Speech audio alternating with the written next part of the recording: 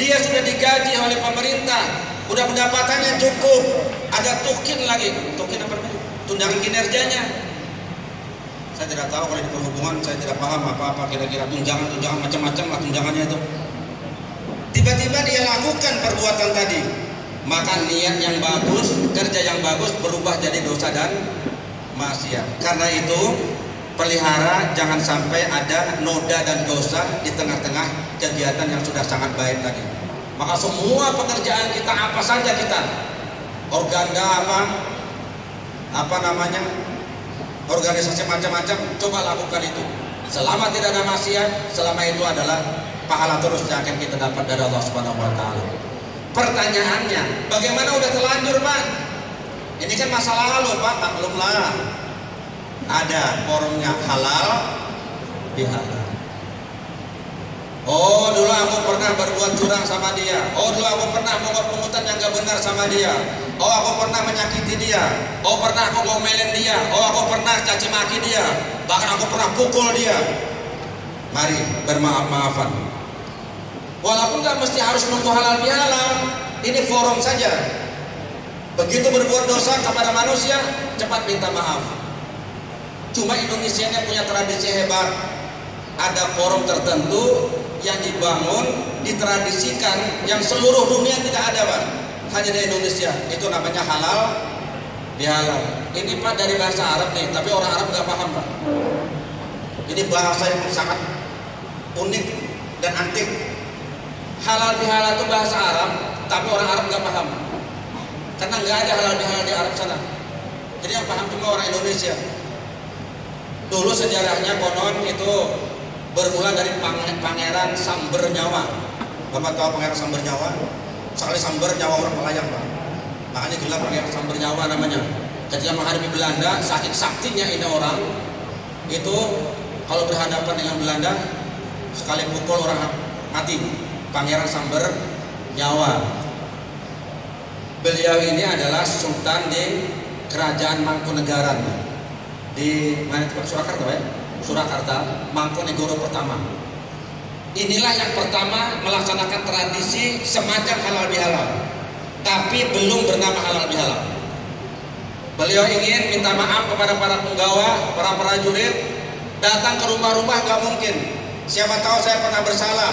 Ayo kita kumpulkan di pendopo, kumpulan pejabat-pejabat kesultanan, lalu beliau bermaaf-maafan. Jadi itu abad ke-18 sudah ada tradisi ini. Kemudian pada tahun 19 kalau nggak salah 48, di saat bangsa kita sedang bergolak karena kemerdekaan kita masih baru 3 tahun berusia, terjadi gejolak politik yang luar biasa. Para pejabat elit politik berseteru. Bung Karno sebagai presiden bingung bagaimana mengatasi negara kita dalam keadaan lemah sementara kita tidak pernah akur. Lalu beliau pun memanggil ulama, Pak Kiai, bantu saya. Apa yang bisa kita lakukan supaya bisa mempersatukan para pejabat dan elit politik kita?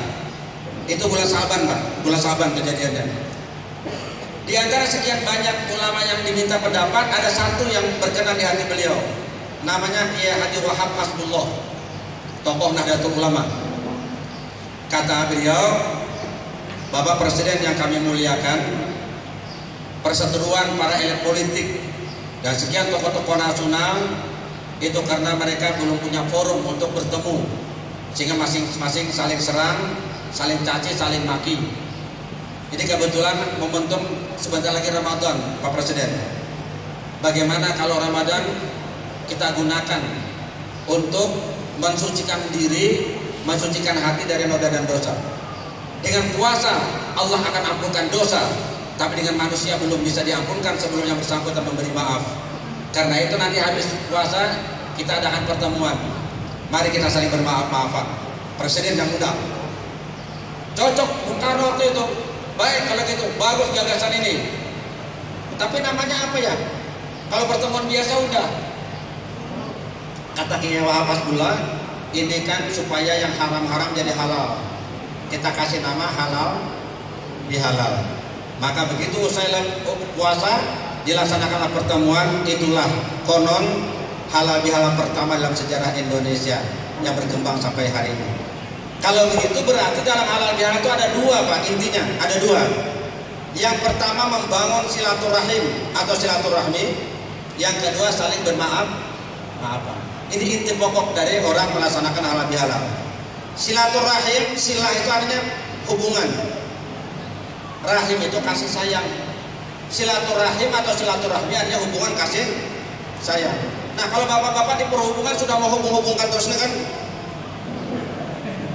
Pak Dono, orang-orang biasa ngubungin apa tuh? Darat ke darat udah dihubungkan, udara dihubungkan, jadi ada perhubungan udara, di darat dihubungkan, ada perhubungan darat. Tapi nggak ada perhubungan laut ya? Ada juga. Nah, di laut dihubungkan. Sekarang tambah satu lagi yang harus jadi pelopor ini orang perhubungan. Hubungan kasih sayang. Itulah namanya silaturahmi. Dulu yang hati mungkin rasa jengkel, bahkan mungkin aja karyawan sama kepala balai marah-marah juga. Gitu ketemu